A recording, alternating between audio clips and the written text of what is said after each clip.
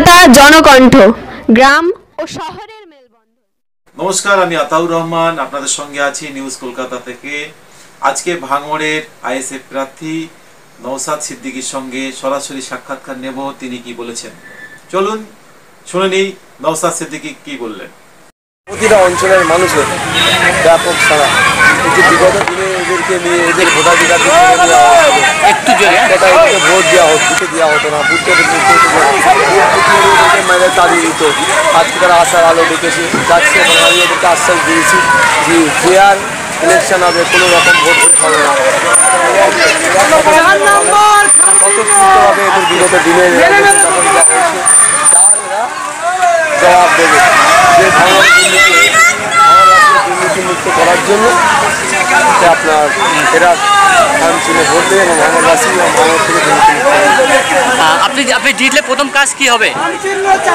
অনেক কটা কাজ আছে, তার মধ্যে হচ্ছে প্রথমে অন্যতম কাজ যেটা বিধানসভার মধ্যে যে আমি করবো ভাঙড়বাসীর জন্য একটা হসপিটালে উন্নত মানের চিকিৎসা পরিষেবা যেটা ভাঙড়বাসী পায় সেই কাজটা করবো। তারপরে গণতন্ত্র যেটা ছিল না, গণতন্ত্র ছিল বিরোধীদের কন্ট্রোল সেই গণতন্ত্রে ফেরাবো।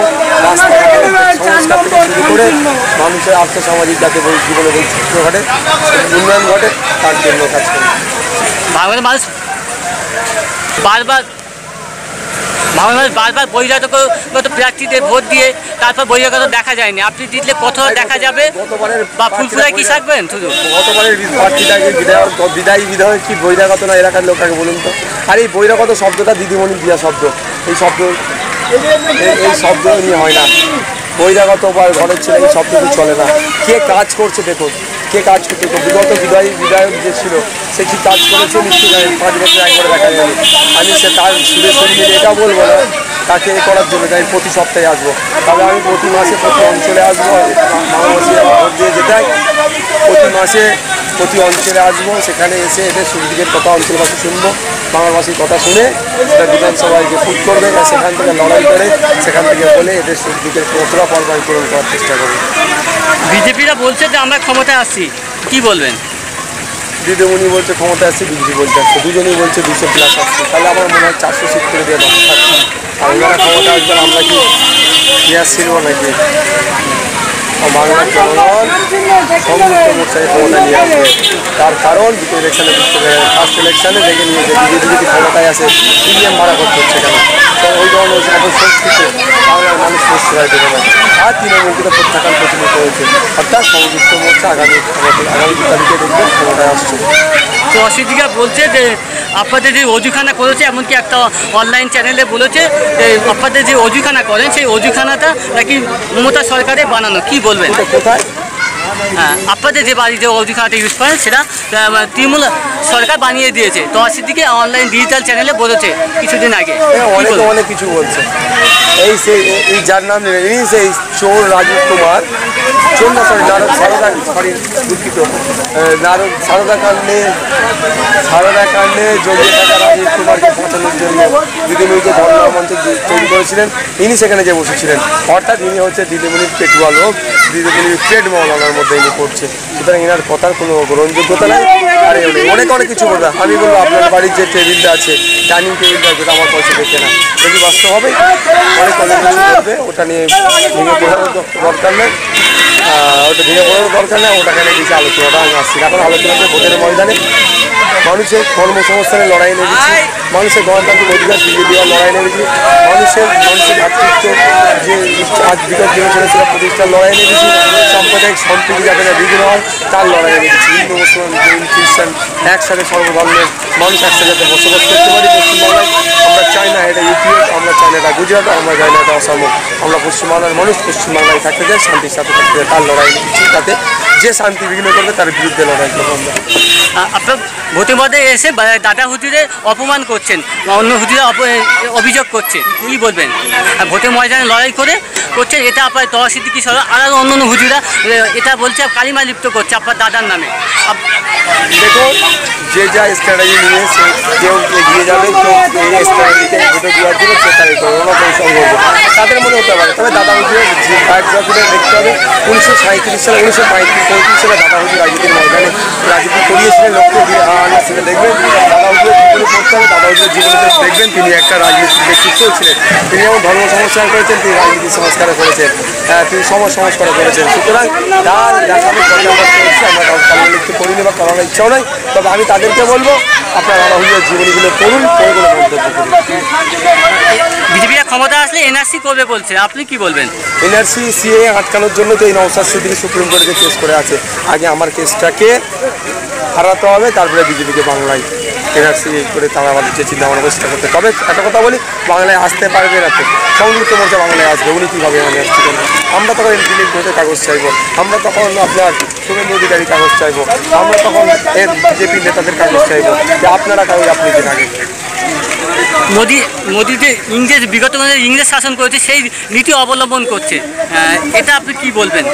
বিশেষ করে উত্তরপ্রদেশের কৃষকদের উপরে যে হিটলারের যেভাবে শাসন করেছিল জার্মানি হিটলার, সেটা দেখুন তার অবিকল সে করছে। তবে এটা বেশি দিন থাকবে না, জনগণ দেখবেন এটাকে প্রত্যাখ্যান করবে। বাংলার জনগণ প্রত্যাখ্যান করতে শুরু করে দিয়েছে। ইভিএম মেশিন ভাড়া করতে হচ্ছে, আর ভাড়া বা আপনার ভয় দেখিয়ে, চমকিয়ে, মারের ভয় দেখিয়ে শাসন ব্যবস্থা বেশি দিন চলে না। 200 বছর হলো, 200 বছর পরে ব্রিটিশ মুক্ত ভারত পেয়েছে, তাদের বিরুদ্ধে আন্দোলন করে। সুতরাং বাংলা সারা ভারতবর্ষে এই বিজেপির বিরুদ্ধে ভোট চলবে। ঠিক আছে, আপনার সিটের মধ্যে আপনার 60টা সিট দিয়েছেন, কখানা যেটা আশাবাদী সিটে? এই মধ্যে 28টা সিট দিয়েছি, 28টা আমরা আর ভাবছি না, আর ভাবার জায়গা নেই। আমরা 294 সিটই লড়াই করছি, সংযুক্ত মোর্চা আমরা 294 সিটই লড়াই করছি। আশা করছি আমরা সরকারের উচ্চতা নিয়ে সরকারে আসবো। আপনারা ধর্মীয় জায়গা থেকে আসেন বা ধর্মীয় যে সংস্থাকে একটা মানেন, সেক্ষেত্রে সিপিএমের সঙ্গে হাত মিলেছে, এরা একটু ধর্ম মানে না, তো এই দিকটা কি বলবেন? শুনেন, ওই রকম দিয়ে মানুষের মাইন্ড ডাইভার্ট করা যায় না। মুসলিম পাড়ায় এসে বলছে সিপিএম নাস্তিক, তার সাথে হাত মিলানো কেন? আর হিন্দু পাড়ায় যে তৃণমূলের দালালগুলো বিজেপির হয়ে যারা কাজ করছে, তারা হিন্দু পাড়ায় গিয়ে বলছে হ্যাঁ আব্বাস সিদ্দিকী রাঙাইটিপিওয়ালা সিপিএমের সাথে কেন হাত মিলানো? এইসব বলে মানুষকে মাইন্ডকে ডাইভার্ট করা যায় না। মানুষের এখন রুজিরুটির লড়াই, পেটের লড়াই, কর্মসংস্থানের লড়াই। লড়াইটা হোক কে করতে তাকে কাজ দিতে হবে, কে নাস্তিক কে আস্তিক, এখানে লড়াইটা নয়। লড়াইটা হচ্ছে কে খেতে পারবে। আর নিশ্চয়ই জানেন ইসলামের সর্বোত্তম কাজ কি যখন জিজ্ঞাসা করা হয়েছিল সাহাবাউদ্দিনের মাধ্যমে প্রফেট মুহাম্মদ সাল্লাল্লাহু আলাইহি ওয়াসাল্লামকে প্রশ্ন করা হয়েছিল ইসলামের সর্বোত্তম কাজ কি, তখন তিনি বলেছিলেন ক্ষুধার্তকে খাদ্য দান করা। আজকে ওয়ার্ল্ড ফুড প্রোগ্রাম যেটা নিয়ে ব্যস্ত, যেটা নিয়ে চিন্তিত কীভাবে যে ক্ষুধার্ত ব্যক্তিকে খাদ্য দেবো, এটা আজ থেকে 1450 বছর আগে প্রফেট মুহাম্মদ সাল্লাল্লাহু আলাইহি ওয়াসাল্লাম বলেছিল যে অমুক থেকে খানা দান করা হচ্ছে ইসলামের সর্বোত্তম কাজ। সুতরাং আজকে যে লড়াই লেগেছে আমরা অমুক থেকে খানা দিয়ে, অর্থাৎ কর্মহীনকে কর্মের ব্যবস্থা করে দেওয়ার জন্য লড়াই লেগেছি। সুতরাং এখানে ওই সেন্টিমেন্টের গুলিয়েতে যাবেন যারা গাইছে, তারা সাকসেস হবে না। কে আস্তিক কে নাস্তিক এখন বিচারের সময় আসেনি, এখন এসেছে কি ক্ষুধার্ত তাই লাস্ট কোশ্চেন, যে আপনার কর্মীরা 2-1 দিন আগে ভূমদুতে পার্টি অফিস ভাঙচুর করেছে শাসক দলে, কি বলবেন? 2-1 দিন আগে না, গতকালকে আমি প্রোগ্রাম করে এসেছিলাম ওখানে। দেখুন, শাসক দল এখন ফল থেকে ধরে বাঁচার চেষ্টা করছে। শাসক দলের পায়ের নিচে মাটি নাই। শাসক দল এখন চাইছে কীভাবে সেটাকে রিকভারি করা যায়। সুতরাং যতই প্ল্যান করুক না এখন শাসক দল, প্ল্যান কাজ হবে না। কারণ আমাদের ছেলেরা সংগঠন ছিল অত্যন্ত শান্তপ্রিয়। কারণ নিশ্চয়ই জানেন এখন প্রতিটা বুথে 4টে থেকে 5টা আমাদের শাসক দলের নেতা আছে, বাকি আর কেউ না। শাসক দলের ভোট 4 থেকে 5টা খুব বেশি হলে হয়তো আছে।